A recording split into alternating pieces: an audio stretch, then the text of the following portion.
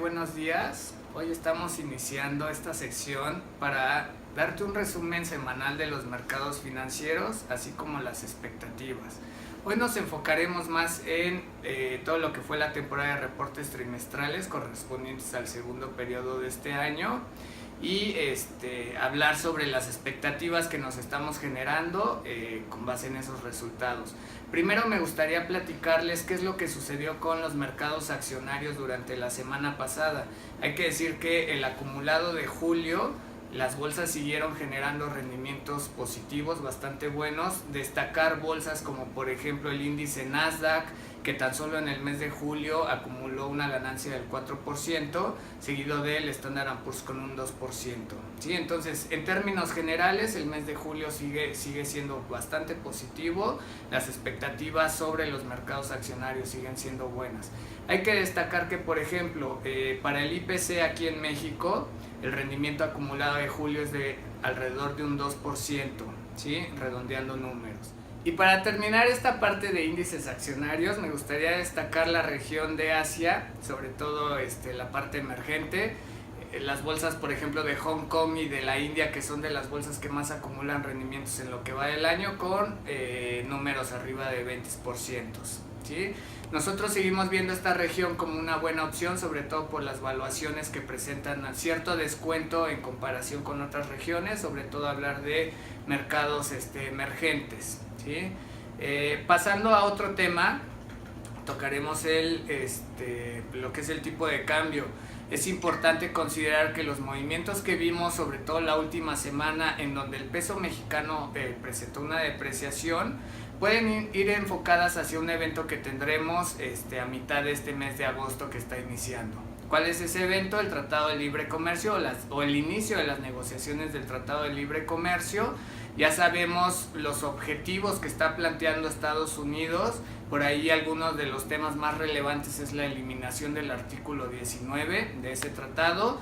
Ya se pronunció Canadá y México que están en contra de eliminarlo. Entonces por ahí pudieran haber ciertas tensiones, y creemos que por lo menos durante todo este periodo que se lleven a cabo las negociaciones vamos a tener mucha incertidumbre. Obviamente esa incertidumbre va a generar volatilidad, sobre todo en la divisa mexicana. ¿Sí? ¿Por qué estamos hablando de manera muy específica en el peso mexicano? Porque si nosotros vemos el desempeño que tuvieron otras monedas frente al dólar, sí estamos hablando de que el efecto es muy específico para la moneda mexicana. Vemos incluso que el euro tuvo una apreciación bastante importante, está cotizando ya en niveles muy cercanos al 1.18, lo que representa una fortaleza para el euro. También vemos otras monedas, por ejemplo el yen japonés, que también se ha apreciado frente al dólar, y de las pocas monedas que presentaron depreciación durante la semana pasada hay que mencionar el peso mexicano y por ahí el real brasileño. ¿Sí? Entonces, durante todo este periodo de negociaciones y más hacia el inicio de las mismas, creo que vamos a tener ahí algunos eventos de volatilidad de la moneda mexicana. Y ya nada más para terminar la participación de hoy, nos vamos a enfocar mucho en lo que fueron los reportes trimestrales del segundo periodo aquí en México. Ya la mayoría de las emisoras presentaron su reporte, falta por ahí Peñoles, que por lo regular aplaza la presentación para estar en línea con su subsidiaria Fresnillo, que reporta en Londres, y también ICA solicitó aplazar su reporte trimestral porque están en proceso de reestructura financiera. Esto ya lo ha venido haciendo durante varios trimestres y lo vuelve a hacer en esta ocasión. Pero bueno, enfocándonos en las empresas que ya reportaron, hay que mencionar que los reportes son buenos, en términos generales son buenos. Estuvieron ligeramente por debajo de las expectativas. Nosotros teníamos unas expectativas de crecimientos de ingresos de 19%, en utilidad operativa 16% y de la utilidad del 36%. Ya una vez acumulado todos estos resultados, tenemos crecimientos de ingresos de 18%, de utilidad operativa del 11% y de utilidad neta del 24%, ligeramente por abajo de los estimados. ¿Sí? No hubo muchas sorpresas, ni positivas ni negativas. Hay que decir que más del 50% de las emisoras estuvieron en línea con las expectativas.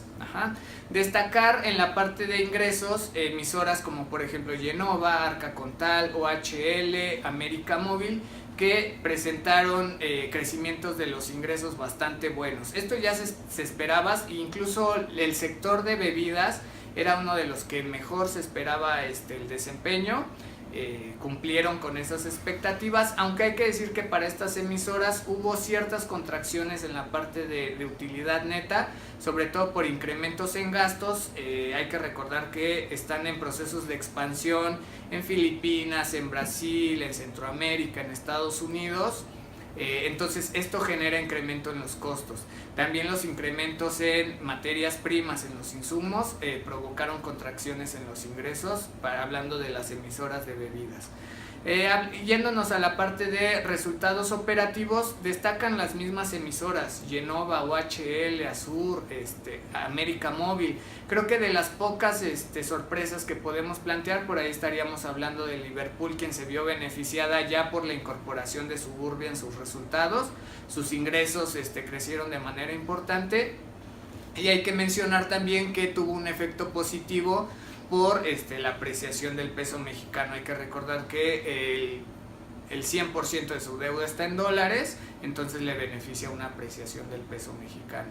Y en la parte de utilidad neta hay que decir que muchas empresas han estado aplicando controles de gastos, controles de costos, y esto de alguna manera ha impulsado la utilidad neta, aunque esto se vio un poquito disminuida por efectos cambiarios, por incremento en los costos financieros, por incrementos de tasas, etcétera.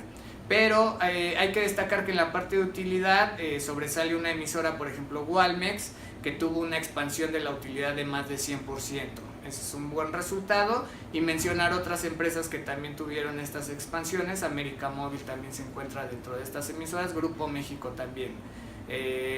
Ya nada más para terminar esta sección, nos gustaría decir que los grupos financieros presentaron crecimientos sólidos, por ahí la utilidad crece en promedio de 18%, la cartera de crédito presenta crecimientos bastante importantes, sobre todo en emisoras como Banbajío, como Unifin, como Crédito Real, donde la cartera vigente crece de manera importante, y también aquellas emisoras o aquellos grupos financieros que tuvieron contracciones en la cartera vencida, que es una situación positiva. Mencionar Jefe Inter, Banco del Bajío y Santander México. También los grupos Jefe Norte y Jefe Inbur presentaron buenos resultados en este tema, ¿sí? Pasando a la parte de fibras, las fibras tuvieron resultados mixtos. En la parte de ingresos todas presentan expansiones, pero la parte de utilidad ya vemos una diferenciación importante dependiendo del ramo al que se estén enfocando. Vimos contracciones en la parte de utilidad, sobre todo en aquellas fibras industriales, por decir algunas, Fibra Macquarie, que el trimestre del año anterior presentó ganancia neta y este trimestre presenta una pérdida neta. Y mucho de esto tiene que ver con que gran parte de sus ingresos son en dólares, entonces les afecta el efecto cambiario. Y destacar dentro de las fibras los resultados de Fijo sobresalen. Durante 2 o 3 años ellos tuvieron un proceso de expansión bastante importante, de adquisiciones, y esto ya se está reflejando en los resultados, ¿sí? Haciendo un resumen muy general, y como les planteaba hace rato, resumiríamos que los resultados estuvieron en línea con las expectativas. Hubieron muy pocas sorpresas del lado positivo, lo mismo del lado negativo, casi todo se va a la parte neutral. Muchas gracias por acompañarnos el día de hoy. Esta sección la estaremos presentando todas las semanas, por lo que esperamos tenerte aquí la siguiente semana. Hasta luego.